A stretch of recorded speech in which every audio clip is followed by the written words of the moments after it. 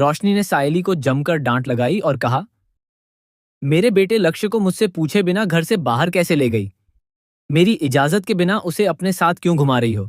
नमस्कार दोस्तों, मैं विक्रम सिंह बोरा आपका स्वागत करता हूं। स्टार प्लस के पॉपुलर शो उड़ने की आशा के आने वाले एपिसोड्स बेहद दिलचस्प होने वाले हैं। फिलहाल कहानी में रोशनी सायली पर बेहद गुस्से में नजर आने वाली है, लेकिन उससे पहले जानते हैं कि इस समय कहानी में क्या चल रहा है। घर का माहौल पूरी तरह बदल चुका है।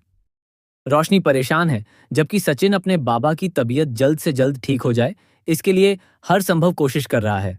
दूसरी ओर सचिन और सायली इस बात से दुखी हैं कि पूरे परिवार में कोई भी एक दूसरे का साथ नहीं दे रहा।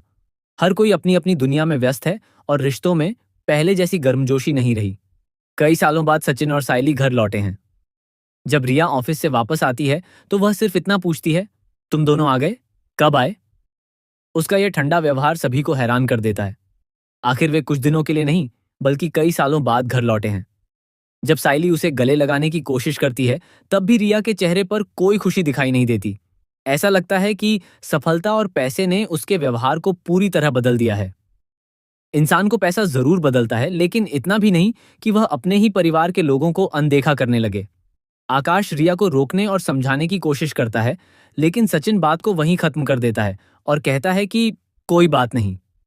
हालांकि साफ दिखाई दे रहा है कि रिया का व्यवहार पूरी तरह बदल चुका है और वह अब काफी घमंडी हो गई है। आने वाले एपिसोड्स में मेकर्स दिखा सकते हैं कि किसी बड़ी घटना के बाद रिया को अपनी गलती का एहसास होगा। संभव है कि उसके बेटे की तबीयत बिगड़ जाए और उस मुश्किल समय में सचिन और सायली ही उसकी सबसे बड़ी मदद करें। तब शायद उसे परिवार की अहमियत समझ आए। अब बात करते हैं उस बड़े ट्विस्ट की, जिसमें रोशनी बीच बाजार में सायली पर भड़क जाती है। दरअसल रोशनी स्कूल से लक्ष्य को लेने जाती है, लेकिन वहां उसे लक्ष्य नहीं मिलता। वह घबरा जाती है और उसे हर जगह ढूंढने लगती है। तभी उसकी नजर सायली और पंखुड़ी के साथ आइसक्रीम खाते हुए लक्ष्य पर पड़ती है। यह देखते ही रोशनी का गुस्सा 7वें आसमान पर पहुंच जाता है। वह सायली से कहती है, मैं अपने बेटे को हर जगह ढूंढ रही थी और तुम उसे बिना बताए यहां ले आई। ये मेरा बेटा है, आगे से मेरे बेटे को हाथ भी मत लगाना, उससे बात मत करना और उसे अपने साथ कहीं मत ले जाना। रोशनी बार बार मेरा बेटा कहकर अपने अधिकार का दावा करती है।